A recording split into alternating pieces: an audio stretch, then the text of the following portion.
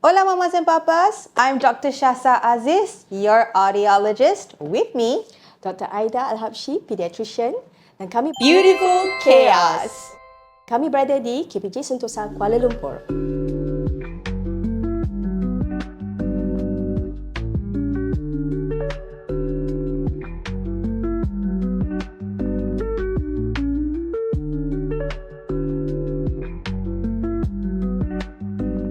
Bersama kami hari ini adalah Puan Jamia Sharif, Hai. tetamu khas kita pada hari ini ya.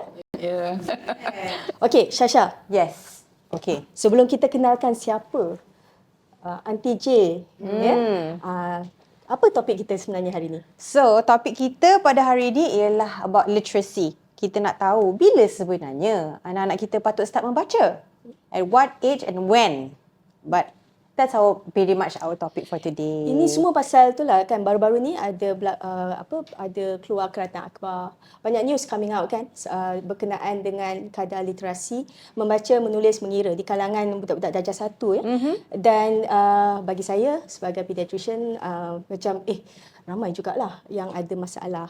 Dan selepas sebenarnya Kak J keluarnya kereta akhbar ni, saya dapat banyak pula orang buat appointment untuk suruh tolong tengokkan balik. Screening balik. Betul. Pasal saya buat development pediatrik kan. So, dia orang suruh screen balik apa masalah anak-anak ni. Yeah. Jadi, itu yang terlintas. Kami merasakan dengan Shasa ni ada 2 anak. Actually, itulah sebab my youngest sekarang nak masuk darjah 1. So, memang sangat-sangat kena dengan kita punya topik hari ni. Ya. So, boleh tak Kak J terangkan sedikit? Kita tahu sejarah latar belakang Kak J ni Very beautiful and very colourful. Yes. Boleh cerita sikit kepada kita punya Chaosians? Okey. Bismillahirrahmanirrahim. Assalamualaikum warahmatullahi wabarakatuh. Okay, terima kasihlah kedua doktor yang sudi jemput, Aida and Shasa? Shasha. Yes. Yeah, okay. So, first time masuk podcast kan. Selalunya pergi TV station terus kan bercakap. Tapi it's interesting juga. Okay, pertamanya nak kenalkan diri. Nama tadi dah sebutlah, Jamia Sharif. Sebenarnya dah kalau ikut pekerjaan dah di pesara dah lama, umur dah hampir 65 tahun kan. Tapi penglibatan dalam pendidikan awal kanak-kanak ni agak lama lah saya punya melibatkan diri. Bukan saja sebagai seorang pendidik lah, tapi juga sebagai pensyarah, sebagai trainer, sebagai konsultan, dan akhirnya menjadi Director Pakar Industri Negara dalam bidang ni lah. Dan masih lagi bekerja walaupun bersara, tapi bersara tu sebenarnya tak bersara pun kan. Hari ni pun sibuk dengan kanak-kanak lagi kan. Jadi bila soalan-soalan begini memang biasalah kita dapat daripada ibu bapa kan, yang nak tahu. Even cikgu sendiri pun heran pasal apa tahun 1 tak boleh baca, tahun 2 tak boleh baca, kenapa kan. Jadi sebenarnya kita kena tengok kanak-kanak tu secara individu, tak boleh tengok dia secara apa orang kata, kalau anak A boleh baca, kenapa anak B tak boleh baca. Selalunya it becomes a macam jadi competition between parents, even between teachers kan. Kalau tengok sekarang macam guru-guru prasekolah rushing nak bagi semua kanak-kanak boleh membaca, sebab cikgu darjah 1 dah bagi warning, make sure anak you boleh baca. Kalau tak boleh baca nanti dia kena pergi kelas pemulihan. So tapi kalau kita lihat dari segi teori pendidikan lah, dari segi pendidikan kan, mungkin Dr. Aida sebagai pakar kesihatan kanak-kanak kan pun ada bercakap tentang perkembangan kanak-kanak. Tapi dari segi aspek pendidikan, kita melihat kepada proses perkembangan dari segi pembelajaran kanak-kanak tu. Jadi kita tahu bahawa sebenarnya bila cakap pasal membaca, kanak-kanak akan membaca apabila dia dah bersedia. Okay. Regardless at any age. Yes. Yang tu satu yang banyak orang tak faham. Sebab kita kena ingat pembelajaran kanak-kanak, kalau kita belajar teori-teori Piaget, Montessori, walaupun tu teori dah kuno lah sikit kan, kita kata but multiple intelligence kalau yang terbaru orang cakap tu kan semua, dia masih kita kena tengok adakah walaupun umurnya dia, sebab kita selalu bercakap tentang developmental appropriate practice, amalan bersesuaian perkembangan. Jadi maksudnya di sini apa saja yang kita nak perkenal atau nak rangsang anak-anak tu kena tengok pada tahap perkembangan dia. Walaupun by orang kata generalize lah. Kalau kita secara umumnya, contohnya umur 2 tahun dah boleh bercakap, tapi kenapa ada yang tak boleh bercakap lagi kan? Ada yang kata 3 tahun vocab dia sepatutnya dah ada 5,000 6,000, tapi kenapa anak ni tak ada vocab?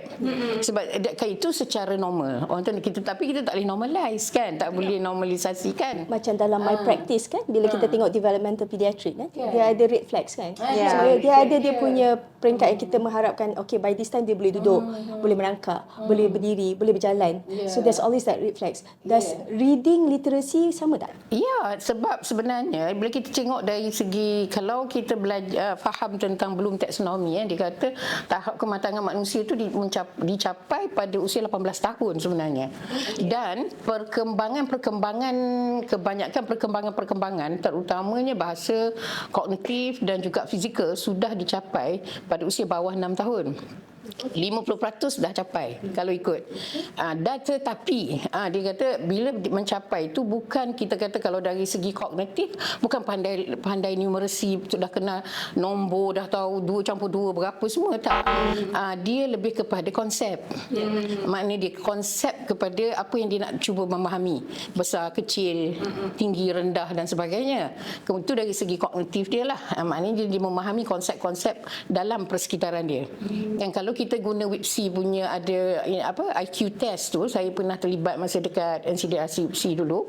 Kita buat test budak 3 tahun. Di dalam test IQ tu tak ada satu pun huruf ataupun numbers. Dia tak test budak-budak on that. Walaupun we are talking about IQ. So it's more like pattern, concepts, comprehensions, the ability, kemampuan anak-anak tu untuk comprehend, maknanya dari segi kefahaman. Begitu juga bila kita cakap tentang bahasa, sudah mencapai 50% pada usia 4 tahun atau 5 tahun. Dia kata 50%. Jadi bila 50% ni lah banyak orang manipulate. Boleh baca lah macam tu. 50% is a lot. You see like 0 to 4 or to 6 kan, 6 tahun. Tapi they have like berapa tahun lagi nak sampai 18 tahun untuk matang tu kan. Jadi bila kita cakap pasal bahasa, dia lebih kepada kemahiran literasi. So kita ada 4 kemahiran literasi. Selalunya dia bermula dengan mendengar. So biasanya mendengar, audiologist, mendengar number Hearing 1. is important. number 1 mendengar. Kena make sure anak punya hearing normal. I mean, kena test. Kan kita tengok bila kita kata kita bercakap ialah apa yang kita dengar. Kalau kita tak dengar, tak boleh cakap. Kan? Maknanya apa yang you dengar, itulah perkataan yang akan keluar. Tetapi bila you kaitkan dengan cognitive development, bagaimana proses, bagaimana otak menyusun all these karakteristik semua perkataan ni, memerlukan satu proses assimilation dan apa semua tu kan, nak faham. So manusia hanya bercakap perkataan yang dia faham sahaja. Dia tak akan cakap kalau dia tak faham perkataan tu. Dia boleh menyanyi tapi dia tidak bercakap, dia tak bertutur. Maknanya dia tidak boleh menggunakan bahasa tu untuk berkomunikasi dan berinteraksi, dua hala. People can sing so many songs kan, boleh nyanyi Korea lah apa, tapi ceritanya nyanyi lagu pun tak. Do you understand? It's actually, I nak macam lah sikit lah, macam interesting because you can also see with children with in the spectrum kan. So children with in the spectrum, dia boleh menyanyi, dia boleh belajar lagu ABC dan sebagainya, tapi sebenarnya tak faham pun. Sebab tu yang kita kena faham the process of literacy tu. Jadi kebolehan mendengar ni sangat penting, sebab dia nak acquire bahasa tu melalui apa yang dia dengar, kemudian disimpan. Dan kita ada bank word kan dalam kita punya brain ni, so the vocabulary bank tu. So jadi yang dia faham je dia akan simpan, yang dia tak faham dia buang. So dia macam, walaupun dia dengar benda tu berulang, kalau kefahaman dia macam brain tu menapis lah. So dia ada some yang brain kata, okay, this I faham, I simpan, this I tak faham, I buang. So it means like the same like macam kalau kita nak cakap, currently kan banyak parents letak screen ya. Dia letak screen depan-depan budak, even less than 1 year old dah letak, pasal for them it's like at least dia belajar sesuatu. Kan? Jadi so you would think that dia dah tahu dah, dia dah kenal dah perkataan ni. Tapi kalau kita betul-betul tanya, even I tanya kanak-kanak yang lebih dewasa, bila cakap, you tahu tak apa you cakap? Tak tahu. Itu sebab tu kemahiran mendengar dan bertutur tu sangat penting. Sebab apabila dia mendengar, dia baru mula bertutur dengan perkataan yang dia faham. Dan bila kita bercakap bertutur, it's not really words tau. Some children by action. Sebab kita tahu pertuturan tu mungkin lisan ataupun non-verbal atau verbal. So like I just give an example my cucu. She has, maybe you all doctors you tahulah, dia ada masalah speech delay, but it's not really speech delay. They call it as language expressive disorder. You heard about it kan? Jadi maknanya dia faham bahasa tu, tapi dia tak boleh express. Dia tak boleh interact dengan you. But if you tell her, she's now 2.5, I will tell Mariam, dia ambil opah punya mouse dalam bag laptop opah. Dia pergi ambil, bagi. Dia faham. So non-verbal dia boleh respond. Non-verbal, she will respond, she will say, she will go, dia buat semua benda. And apa yang dia nak buat. Tapi dia masih, sekarang dia picking up lah sebab kita pergi buat speech therapy semua. Tak nak lah, takkan nak tunggu dia nak bercakap dah ready kan. Tapi kita tahu dalam dia punya bank word dah banyak dah vocab dia. And she understand both language. I can speak to her in English, I can speak to her in bahasa. Dua lah je lah, kita tak pandai bahasa lain kan lagi. Maksudnya dia boleh recept, tapi dia tak boleh express. Yes. Faham. So that is a kind of disorder in language kan yang ada pada kanak-kanak. So mungkin ibu bapa tak sedar kan bila tak rekod semua speech delay. Memang ibu nampak macam delay lah dah. Kan? Memang sibuk kita orang. Sibuk lah kan. Itu baru cakap tentang pertuturan. Bila cakap pasal membaca is another step of development sebenarnya. So sebab tu bertutur tu penting. Kena sembang anak-anak. Dia jangan bagi letak skrin kat depan. That is one way interaction. Jadi satu hala. Jadi interaksi, komunikasi, 2 hala, 3 hala pun tak apa. Sebab dia memang penting supaya bila you bercakap, macam saya bercakap kan, macam sekarang Aunty J cakap, jadi you reflex kan, you akan bagi respon, you akan reflex dan you tanya soalan. Tapi kalau dia cakap depan skrin, dia dengar sahaja. They probably acquired what this screen is talking about. Tapi dia pun tak tahu apa yang dia cakap. Yalah, because the other thing about screen is that you tak belajar mimik muka orang. So you don't know how to tengok orang punya expression. Itu pasal most of the time parents kata dia tak tengok muka kita bila cakap. So semua orang nak rata-rata pukul cakap autistic kan. So which is like bukan sebenarnya. With the YouTubes and all that, children tend to, memang sekarang budak kampung pun dah pandai cakap English. But they don't know what they're talking about. And ada yang selain Australia, it depends on what kind of YouTube lah. Ada yang British, ada yang tengok apa yang dia consume. Some American, tiba-tiba cakap American, tiba-tiba cakap British. Ada satu patient I, the first word Espanyol. Pasal dia tengok Dora the Explorer. So the first thing is hola. Hola! So parents macam, kita orang cakap Melayu kat rumah. Ada some words they probably understand because it's a repetition and all that. And sometimes parents akan confirm balik the words yang they said kan. But on the whole, they did not really acquire that language kan.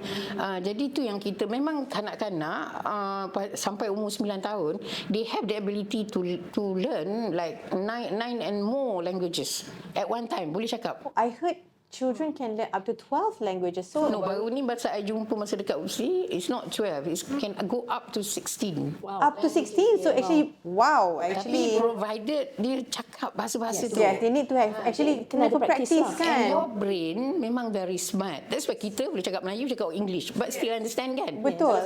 Kalau aunty pandai cakap Arab. Kalau you pun faham, boleh Faham cakap juga, ya betul. Sebab brain dia senang, dia proses benda yang dia faham aja kan. Aunty adalah belajar neuroscience sikit kan. Jadi tahulah sikit. Faham. Wah, hebat lah aunty ni. Saya dah senyap hari ni. When you deal with children, you betul. can learn a lot. I attended macam-macam because my degree pun major lah. I buat double major in psychology juga. So more or less I learn about sikit pasal psychology apa semua kan. Tapi more towards young children lah kan. Sebab everything started when they were below 5 kan. Jadi yang tu yang penting untuk kita, that 50% yang kata development nak kat reach tu is very important, is the stimulation lah by the parents. Sembang anak-anak banyak-banyak. Cakap dengan dia. Jadi dan actually untuk nak acquire orang kata macam mana nak ajar nak cakap English pandai. Nyanyi je lagu orang putih banyak-banyak tu kan. So you sing a lot. But you have to understand, macam when I train the teachers, saya kata when you teach children to sing, janganlah tunggu-tunggu kata star macam tu je kan. What about you? dia ambil yang ujung-ujung kan. So you have to teach them the lyrics. First, sebutan yang betul, kemudian bagi makna. Kena faham. Understanding the Jadi sound. baru ada comprehension skill. Now kita ramai yang dah tak ada comprehension skill, that's why you cannot write. And then with this using all this SMS yang short. Yeah, I think made it even worse to Now with the new language, I dah tak faham dah. Tapi sekarang orang menulis ada pula tukang tulis, ada ChatGPT.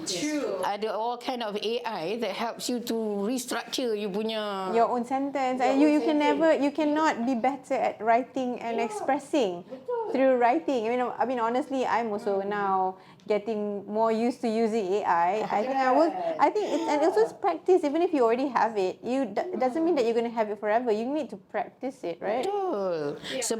Sebab tu bila kanak-kanak bila dia banyak bercakap, bertutur apa semua, membaca is a matter of time. When you talk about reading, reading pun ada banyak. It's not only reading words, it can be reading pictures, reading situation. So bila kanak-kanak bercerita macam anak you lah, katakan dia pergi tadika, dia balik dia cerita kat you, hari ni cikgu teacher bawa kita pergi zoo. Then you keep on asking, kat zoo ada apa? Dia tak ada so many animals. What kind of animals? So nampak harimau, you makan apa? Itu ceritalah, itu membacalah. So that is reading.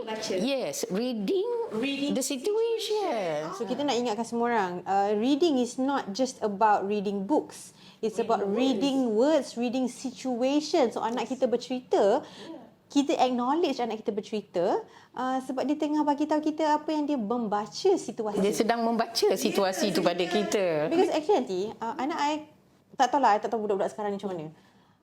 How's your day today? I'm good. How's school? Good. So kita kena tanya lagi soalan. Kita kena korek lagi. And I feel like it's a normal thing. And I'm like, sabar je lah. But that is part of dia punya pembesaran dan kita kena make sure dia explain. Another way of reading is reading picture. Katakan dia lukis something kan. You kena duduk dia. Oh, adik lukis apa ni? Abang lukis. Oh, dekat belakang tu ada kuda buat apa? So tanya dia soalan. So bila dia bercerita tentang gambar yang dia lukis atau yang dia lihat, that is reading lah. So dia sedang membaca gambar tu. So maknanya kita buat banyak conversation lah dengan dia kan. Pasal I selalu cakap kat patients, kalau macam anak dia scribble je, doesn't make sense. Gambar tu does not make sense kan. Then scribble je. Then you just ask, what is it? Or you make up a story to see whether you got it right. And then selalunya tak kena, but then they will correct you. So then you can see how their mind is thinking. Macam like I have experience working with children age like 3 years old, masa tu suruh lukis kereta kan. Semua orang tu lukis kereta papa kan. So dia ni lukis tapi dia tak lukis pun. Orang lain ada lah rupa sikit-sikit 3 tahun kan. Yang dia scribble lepas tu dia renyuk tau. So kita ni yang lain yang dah siap kita tampal lah. Sebab selalunya you have to appreciate budak punya kerja kan. Dan kan kita tertampal dia punya sebab dia renyuk. Bila dia renyuk, cikgu masuk dalam tu.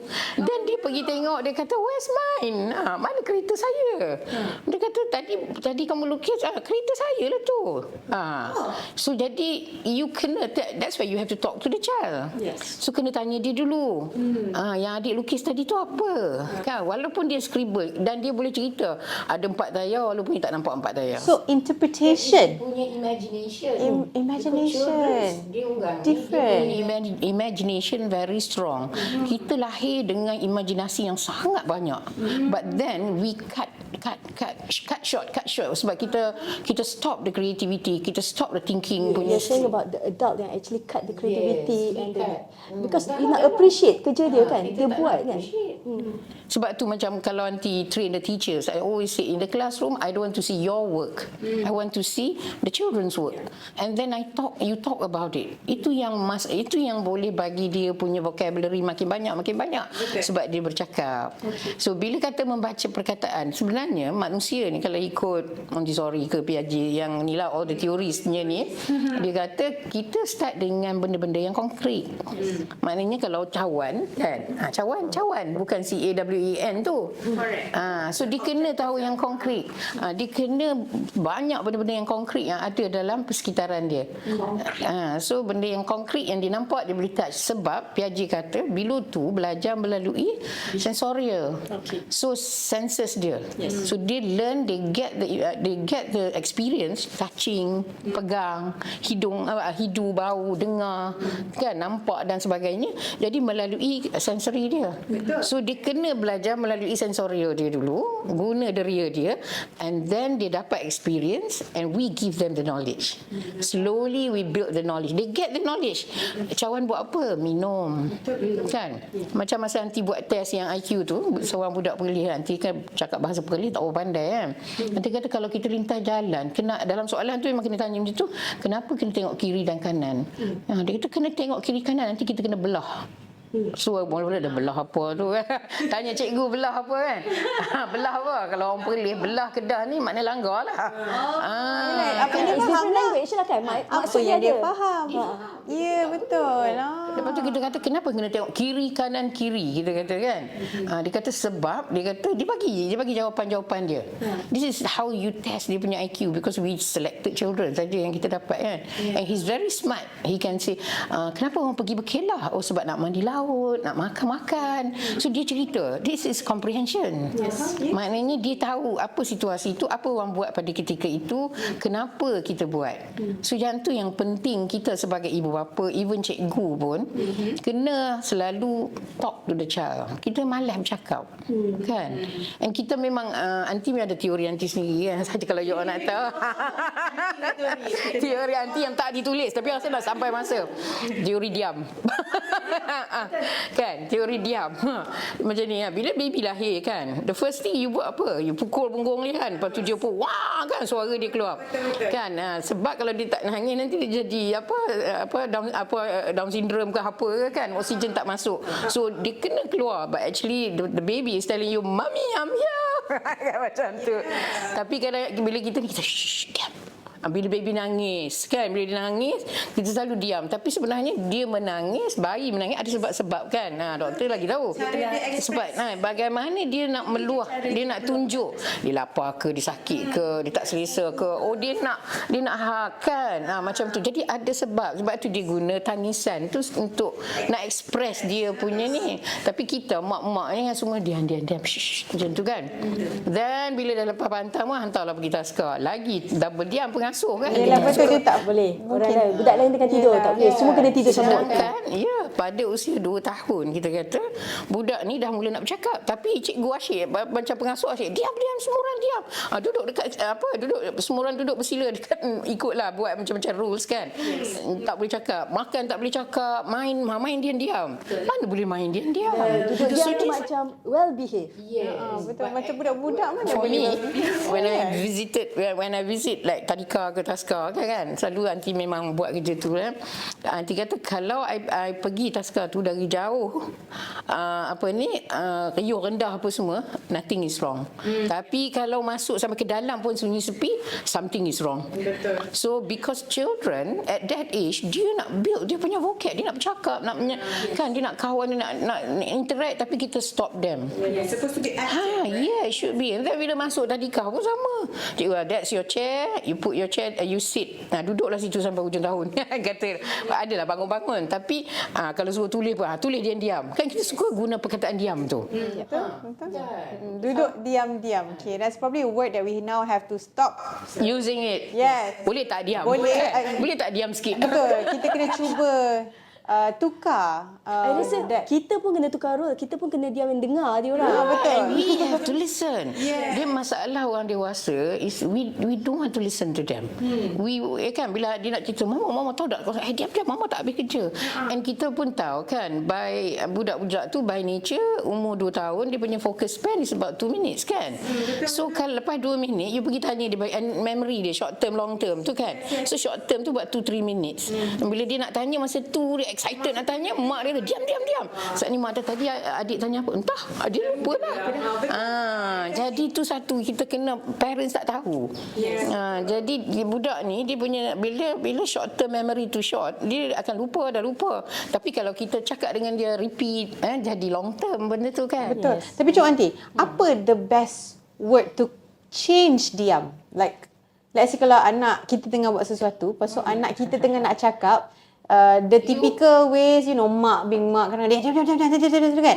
So what is the best word for us to change instead of diam? Is there something that you can suggest? Usually what I will say is just listen saja kan. Dengar je dia nak cerita apa dia, and the best is for the mother or the adult to stop whatever you're doing and listen to the child. And stop and listen. Because they only need That's that it. The second word tau. is They just need that second for you to just turn. Dia tanya satu soalan, you jawab, they go away. Tak apa, dia dah satisfied. and listen. I think that's something that's very important, even for me as a Sebab mother. kita kita selalu ingat kita adult. So we want the children to listen kan. I kadang-kadang cakap simple je, kanak-kanak ni dia dari segi saiz pun dia kecil kan. You imagine dalam lift kan. Kadang-kadang you just carry a child 2 years old jalan kan. Dia tengok. Cuba you bayang kalau you sendiri berdiri and there's like double size another human being, how you feel? So jadi kanak-kanak ni dia banyak benda-benda yang kita kadang-kadang we don't put ourselves in their position, in their shoes kan. In their size. Macam bercakap, I selalu marah, tak payah pakai tu volume 60 20, bercakap pelan-pelan. Yes. Because you don't have to shout to a child. Yang tu yang selalulah yang macam aunty selalu pesan dengan cikgu, dengan mak, tak payah terjerit-jerit. Kalau orang jerit memang dia macam kan, kalau dia pelan-pelan sikit, tak payah jerit, dia dengar je. You don't have to shout. Sebab kalau you practice that way, the child also will learn to listen. Because lepas tu bila dia makin lama, bila you don't listen to them, bila dia makin besar, dia bercakap kan, bila you bercakap dengan dia tak dengar, apa you rasa ke? Mama cakap tak nak dengar pun. He just don't care. I can so feel that. Dia macam Right ni, now I'm feeling it. anak-anak selalu mencerminkan balik apa yang Betul kita lah buat kat Salah. dia tau. Alamak. Why your child? Okay, good. Sebab masa kecil dulu banyak tak sembang dengan Ya, dia? betul tu lah. I mean, I do, maybe not enough lah. But then, betul. Kita selalu bagi excuse we're busy, banyak kerja, sedangkan there's a lot of quality times yang kita boleh spend sekejap. But when you talk about quality times, kita memang ada 24 hours kan satu hari. Not necessary kita mesti ada Aunty J kata kita kena dengar, kita kena listen, interact, bukan all the time. Okay, Aunty, I nak tanya soalan. You say that we need to have time with our children. Okay, let's say for busy mom like me and all of other moms are outside there, what would be the best hour of quality time to spend with your child? If you have to betul-betul quantify lah. No, jadikan, make it all the house activities part of it, part of your children punya activities. Kata you tengah masak, you main lah dengan dia. You basuh baju, kata jom adik bawa baju sambil masuk, ni siapa punya. Dia learn. Oh, ni daddy punya, ni abang punya. Oh, warna apa baju? Jadi in a way you are teaching them about colours, about size, about numbers without realizing it. And you do it together with them. But kalau you perasan, banyak family kalau kat rumah, they feel that family time is actually watching TV together. But when you watch TV together, unless you are discussing about You what you're discussing watching, about it is fine. but if not, you'll be like shh. Again, shh. Another- Dah. Oh my God, Dah, yes. tengok ni. Yes, Shh, nak tengok part ni. Like, Diam. Betul. So in the end, it's a wasted time. I rasa lah macam. Betul, Unless it you is actually not. family Dan time. katalah you vacuum kan, ajaklah dia buat sama-sama. Dia susun kerusi dan dia buat sama, and you akan interact dengan dia. Dia pun kata agak ni kita nak kena tukar langsir kot hari ni, bertanya pendapat dia. That's why in CRC the most important things ada 4 category dalam Child Rights Convention kan. Child rights. So CRC is Child Rights Convention. Okay. Dia ada 4 kategori penting lah, walaupun dia ada 51 artikel. So 4 kategori penting dia is, one is survival. Maknanya kita kena make sure that all the basic needs kanak-kanak tu kita bagilah untuk kehidupan dia. Yang kedua is protection. So anak perlu dia dapat perlindungan, sama ada dari penderaan, penganiayaan, pengabaian.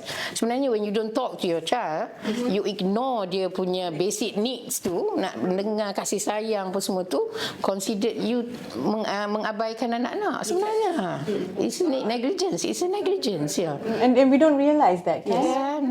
Kita tak ingat, kita sibuk lah, kita banyak kerja, you kena fikir. Then the number 3 is development, which is pendidikan lah. Yang memang kanak-kanak kita perlu bagi in bila cakap pendidikan, orang semua nampak sekolah lah. But actually peranan ibu bapa dalam pendidikan ialah kita are the first teacher to our child.